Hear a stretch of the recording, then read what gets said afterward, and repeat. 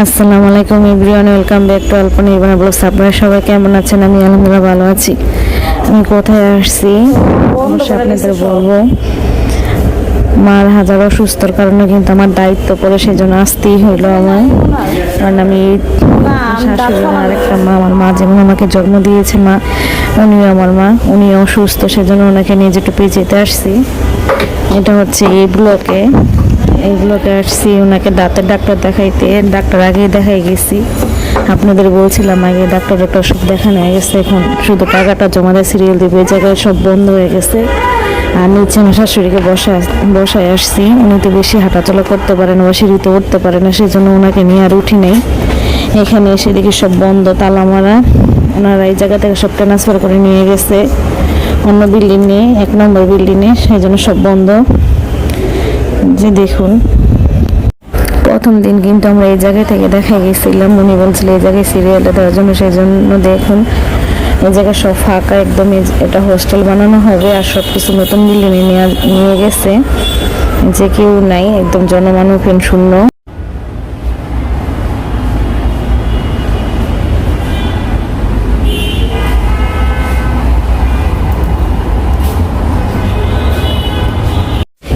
এইখানে তো আমি নিজে চলে আসছি। এখন যাব নতুন বিল্ডিং, মানে 1 নম্বর ভবনে যাব। ওই ভবনে বলো 7 তলায় বসে। চলুন দেখুন, মানুষের কিন্তু হসপিটালে কিন্তু আসলে বোঝা যায় কি পরিমাণ যে রোগী আর মানুষ যে কি পরিমাণে অসুস্থ, ধারণা করার বাইরে। আর পিজি হসপিটালে এত পরিমাণ মানুষ, মানে বাংলাদেশের মধ্যে মনে হয় 1 নম্বর হসপিটালে পিজি, জানি না আমি, কিন্তু আমার মতে এটাই সব কিছু অনেক বেস্ট, অনেক ভালো হয়, অনেক সুন্দর হয়। ওনাদের মেশিন মানে রিপোর্টগুলো সব অ্যাকুরেট আসে, সব কিছু একদম ভালোভাবে হয়, কোনো সমস্যা হয় না। এখন যাবো যে 1 নম্বর ভবনে ডেন্টাল অনুবাদ, দেখতেই পারতেছেন ওই বিল্ডিংয়ে যাব। আমরা লিফটের জন্য অপেক্ষা করতেছি এবং আপনাদের একটু দেখাই দিলাম। ওইটা কিন্তু রিপোর্ট নেওয়ার জন্য সিরিয়াল, কত সিরিয়াল নাম্বার দেখুন, আরো বড় করে। আমরা তো এখন উপরে চলে আসছি 8 তলায়। 8 তলায় কিছু হয়নি, সেই জন্য আমি আবার 10 তলায় আসছি। 10 তলাতে আপনাদের একটু দেখিয়ে দিলাম। আমার শাশুড়িকে বসায় আসছে 8 তলায়, আমি 10 তলায় আসছি। কিন্তু এই জায়গায় কাজ চলতেছে, পুরোপুরি কাজ এখনো কমপ্লিট হয়নি। আর পরিবেশটা কিন্তু অনেক সুন্দর, মানে আপনারা একবার পিজিতে এসে দেখবেন যেরকম পরিষ্কার পরিচ্ছন্ন। একটা মানে একটু ভোগান্তি হয় শুধু সিরিয়ালের জন্য, মানে প্রচণ্ড পরিমাণে রোগী থাকে, সিরিয়ালের অনেক ভিড়, সব জায়গায় সিরিয়াল। যে আপনারা দেখতে পাচ্ছেন এর পুরো এরিয়াটা কিন্তু পিজি হসপিটাল, মানে বঙ্গবন্ধু হসপিটাল পুরাটাই। এটা কিন্তু 8 তলার উপরে। আমার অনেক ভোগান্তির পর, মানে অনেক দৌড়াদৌড়ির পর আমার অবশেষে কাজটা হয়েছে, টাকা জমা দিতে পারছি ভালোভাবে।